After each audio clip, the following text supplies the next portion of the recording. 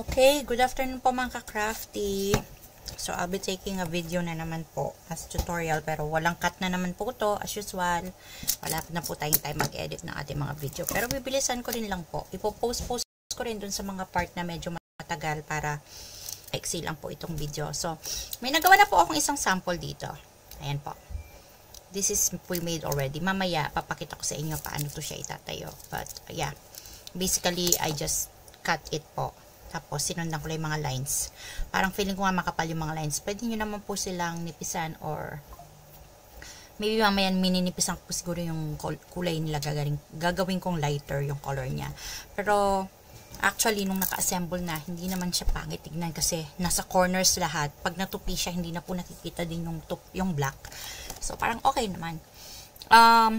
So, explain ko lang po, okay? Ganito po siyang binibenta ko. Hindi siya naka-fold dito na nakapaloob. Para manipis pa rin yung dito.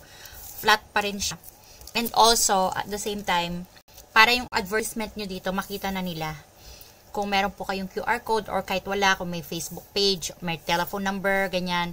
Para alam na po nila, just in case, kailangan nila ulit ng more calendars or gusto nilang, may nagtanong sa kanila, gusto nilang pagawa din, kanino yung pinagawa yan, meron silang ipapakita. Kasi ang tendency, kapag ito nakapaloob na dyan, maliit nga po to siya, o makatipid tayo sa UPP plastic kasi magiging ganyan lang siya. Kakapal nga lang yun dito. Pero, hindi po natin mapapakita ito. Kasi hindi ako naglagay ng QR anywhere sa template na nakalabas. Kasi syempre, customer sila, nagbayad sila to buy this, not advertise for us. So, pwede po tayo mag-advertise, pero sa part na kailangan nakatago po. So, nasa base po siya, nasa pinakababa. At least, pag naibigay po ng ganito sa kanila, malaman nila agad na, ay, merong ano doon, may QR code doon. So, tatandaan po nila yan next time. Alam nila na gaganon, i-flip lang nila yung calendar nila, makikita nila yung QR code po natin. Pwede nila tayo makontak, di po ba? So, ito po, isang sample po ito. Now, I did here some Sanrio, most requested po ng iba. So, okay. We have Pom Pom Pudim. And then we have Kero Kero P. And this is Kuromi, Hello Kitty, My Melody, Cinnamon Roll, and then tato pong Word of God. Ito. Okay. So, nakagawa na ako ng isa. Actually, nag-video na ako kanina pero hindi ako satisfied sa video. Mahaba siya. That's why, ito po, papaiksian natin. Okay? So, moving on. Ito pong sinasabi kong QR code. Napapalitan po ito. Lahat po ng template natin, drag and drop po. Kung gusto nyo palitan yung mga backgrounds, palitan ang kulay nito, okay, palitan po yung mga nakasulat dito. Definitely, papalitan nyo po ito. Kasi wag nyo pong i-stay na sa akin yung, hindi naman po kailangan sa inyo po yung lagay dyan. Okay po? Tapos, ito rin dito, kung gusto nyo burahin, kasi mayroong template by Crafty namin dito. Well, nilalagay ko lang para for the credits. If magla-laminate po kayo, I suggest mag-start lang po kayo dito talaga. Pababa. And then, doon po wag. Kasi, nandirito ko po nilagay yung notes sa likuran. Sa likuran po dito, doon ko po nilagay. Ayan, sinulatan ko na to for some reasons. For ano lang. Okay, para maipakita ko sa inyo. Pwede na kasi maglagay ng notes po dito sa likod. Like, for instance, kailan ang birthday ni ganito, ni ganyan. Yung mga important dates, para masulat po. Kung ilalaminate po ninyo yan, ang only way lang na masulatan nila yan is through pentel pen. So, we'll go ahead. I'm gonna cut this. And I'm just gonna cut this and I'm gonna show you the finished product po. Okay, mga ka-crafty, nakat ko na po siya. Ito na siya. Okay, natanggal ko na yun sa gilid. Now, we're gonna have to score it. Kasi mahirap po na itupin na ganito lang dahil medyo makapal po yung paper natin. Sa mga wala pong scoring board, again, I keep on telling people, hindi nyo kailangan nito. Wala po kayong scoring board. Pwede na po yung ballpen na walang tinta. Yung ballpen na walang tinta, gawin nyo pong pang score. Bali, yan, ruler, ballpen na walang tinta, yun. Tapos na po yan. Magandang pang score din po yan. No need po bumili ng mga ganito. Kaya lang ako nakabili na. Kaya, yan po. It's up to you kung dito sa baba or sa taas nyo po okay. And then, we're just gonna score. There you go. Score.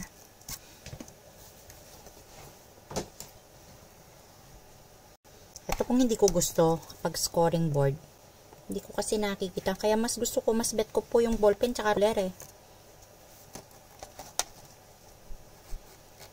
So, hindi sumasakto eh. Ayan, anyway. I scored that. I think okay na po yan. So, we're gonna fold it. Ang pag-fold ko po dito, sabi ko nga po sa inyo, fold lang po lahat. 1, 2, 3, 4. Lahat po paloob. Yung iba, alam niyo po ginagawa nila, ginaganyan na po yan dyan. Ito po yung sinasabi ko sa inyo kanina. Tapos nakaganyan na siya. Tapos nakaganyan siyang ilalagay sa lalagyan. Maliit po siya. Compare nyo dito, oh. Maliit po siya. Diba? Maliit siya. Pero, makapal siya dito kasi nakatupi na. And, yung advertisement natin, hindi na makikita. That's why ako, I prefer na talagang ito nakalabas po muna. Ganyan po muna. At si customer na pong balang mag-fold niyan, papaloob, pag gagamitin na niya. Kasi may score na naman dyan eh. Madali na po siyang i-fold. Ang kagandahan lang po nito, mas madali din siyang idikit. Kasi, ayan o. Ayan o. Mas glue na. Ang pagdikit naman yan po ninyo, gusto nyo double-sided type, it's up to you. Pero ako, I just use Mod Podge. Pwede rin po siguro yung pwede rin po siguro yung Elmer's glue. Dito, okay na po yan. Kasi, we don't need naman ng yan. Kasi, paper to paper naman po siya. So, madikit naman po to siya. And then, ginagawa ko lang po, ayan. Then, it's done. Ayan. Kung hindi man po siya pantay dyan, okay lang po yan. Hindi po maselan itong ganito. Kasi base po yan. Hindi yan makikita. Base naman po yan. So, yeah. Tapos, ang kagandahan pa nito dahil flat siya, madali nilang isulat mo yung mga dates to remember nila. Okay? So, yung dito po, ito naman ang ikakat natin. Tapos, didikit po natin dito. Okay? Pagpatuloy ko mga ka-crafty ha. Since sabay-sabay ko silang kinat, ngayon, syempre, hindi sunod-sunod yung mga nagka-rumble-rumble. So, kailangan ko munang isunod-sunod yung mga months nila. Kasi, i-glue na natin to sila together para sakto. So, January, November. Kung inisa-isa nyo po yung page, no need to do this. Pero ako kasi kinat ko sila as whole talaga. Ayan, dahil tamad po ako. Ayan. Kaya, binundle ko po talaga sila. Ngayon, ididikit na po natin to sila. Okay.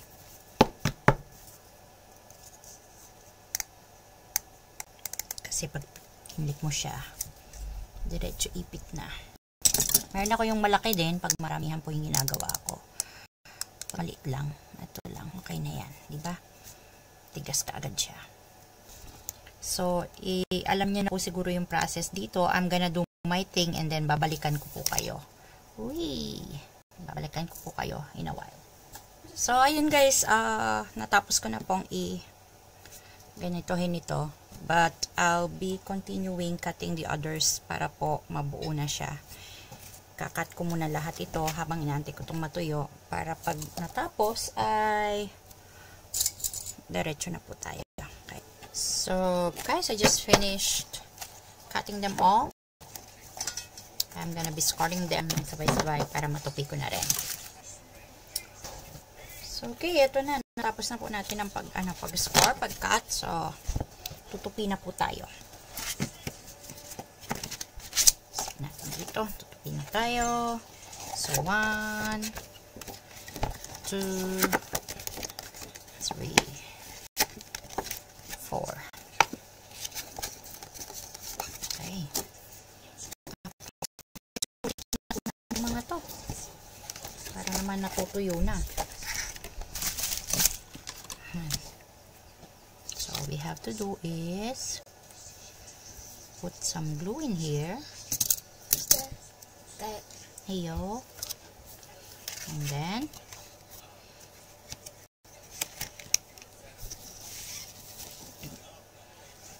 ito natin ang yan. There we go. Daganan ko lang to ng something heavy. Para hindi bumuka.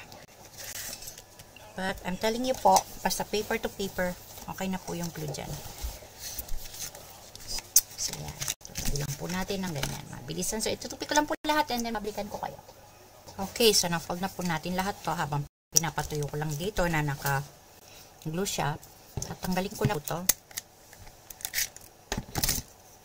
Okay. I think, ano po siya, tuyo na po. Ayan na. Ito pong gusto ko dito sa glue na to dahil it's a parang bookbinding glue. Kita nyo po, very elastic siya. Maganda po siyang gamitin. Hindi siya basta-basta. Parang yung natatanggal. Madikit siya. So, yung mga leaves po niya, hindi basta-basta maghihiwa-hiwalay. So, hanapin po natin yung dulo nito. December.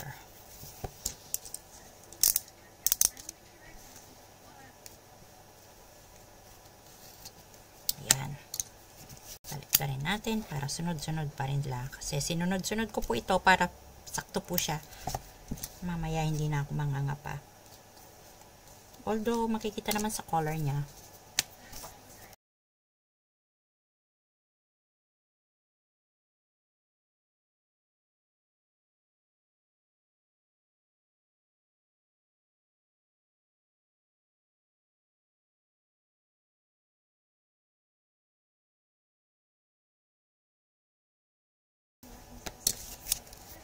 Yes po.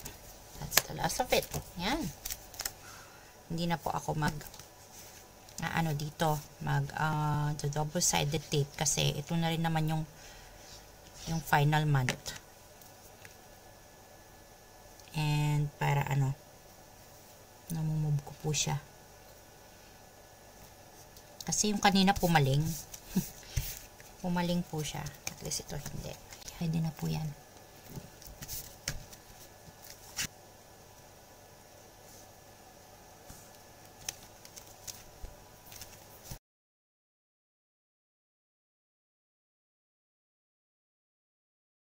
Kaya ko po ginawa itong samples para may pictures po tayo dyan.